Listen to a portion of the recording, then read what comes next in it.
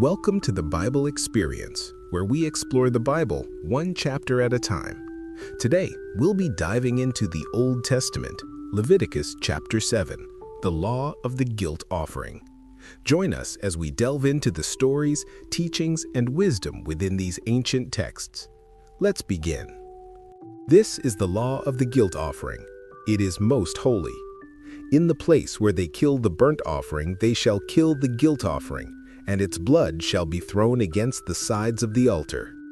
And all its fat shall be offered, the fat tail, the fat that covers the entrails, the 2 kidneys with the fat that is on them at the loins, and the long lobe of the liver that he shall remove with the kidneys. The priest shall burn them on the altar as a food offering to the Lord. It is a guilt offering. Every male among the priests may eat of it.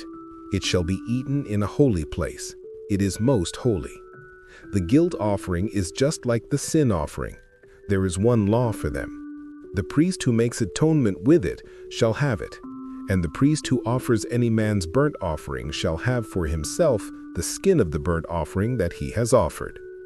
And every grain offering baked in the oven and all that is prepared on a pan or griddle shall belong to the priest who offers it. And every grain offering mixed with oil or dry shall be shared equally among all the sons of Aaron.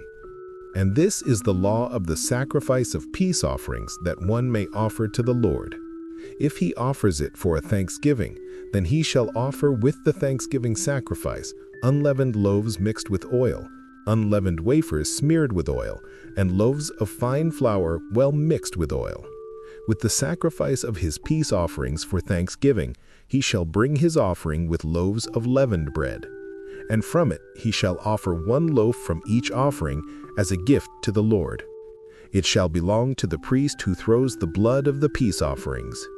And the flesh of the sacrifice of his peace offerings for thanksgiving shall be eaten on the day of his offering. He shall not leave any of it until the morning. But if the sacrifice of his offering is a vow offering or a freewill offering, it shall be eaten on the day that he offers his sacrifice, and on the next day what remains of it shall be eaten. But what remains of the flesh of the sacrifice on the 3rd day shall be burned up with fire. If any of the flesh of the sacrifice of his peace offering is eaten on the 3rd day, he who offers it shall not be accepted, neither shall it be credited to him. It is tainted, and he who eats of it shall bear his iniquity. Flesh that touches any unclean thing shall not be eaten. It shall be burned up with fire. All who are clean may eat flesh, but the person who eats of the flesh of the sacrifice of the Lord's peace offerings while an uncleanness is on him, that person shall be cut off from his people. And if anyone touches an unclean thing, whether human uncleanness or an unclean beast or any unclean detestable creature, and then eats some flesh from the sacrifice of the Lord's peace offerings, that person shall be cut off from his people. The Lord spoke to Moses, saying, "Speak to the people of Israel, saying, You shall eat no fat of ox or sheep or goat.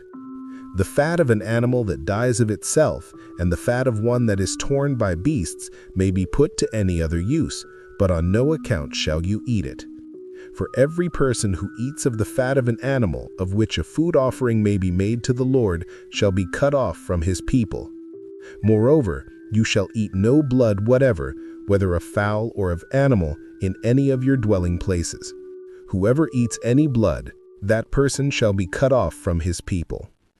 The Lord spoke to Moses, saying, "Speak to the people of Israel, saying, Whoever offers the sacrifice of his peace offerings to the Lord shall bring his offering to the Lord from the sacrifice of his peace offerings.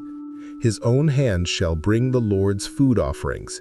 He shall bring the fat with the breast, that the breast may be waved as a wave offering before the Lord. The priest shall burn the fat on the altar, but the breast shall be for Aaron and his sons. And the right thigh you shall give to the priest as a contribution from the sacrifice of your peace offerings.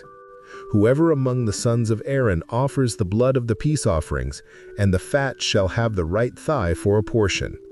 For the breast that is waved and the thigh that is contributed, I have taken from the people of Israel, out of the sacrifices of their peace offerings, and have given them to Aaron the priest and to his sons, as a perpetual due from the people of Israel. This is the portion of Aaron and of his sons from the Lord's food offerings, from the day they were presented to serve as priests of the Lord.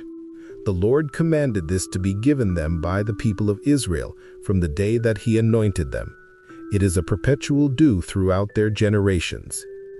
This is the law of the burnt offering, of the grain offering, of the sin offering, of the guilt offering, of the ordination offering, and of the peace offering, which the Lord commanded Moses on Mount Sinai, on the day that he commanded the people of Israel to bring their offerings to the Lord in the wilderness of Sinai. That's all for the Old Testament, Leviticus chapter 7, the law of the guilt offering. Leviticus 7 concludes the detailed legal instructions for the priests concerning the offerings, particularly defining the distribution of the consecrated meat. It confirms that the meat from the guilt offering is the exclusive portion of the officiating priest.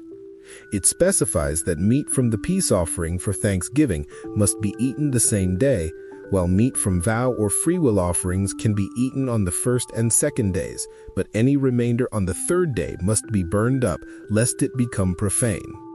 The chapter strictly reiterates the essential requirements for eating the holy meat. The person must be ritually clean, and the perpetual prohibition against eating any fat or blood is re-emphasized, with the penalty of being cut off from the community for violation. Thank you for joining us. May God bless you, and we hope you'll join us next time as we continue our journey through the Bible, one chapter at a time.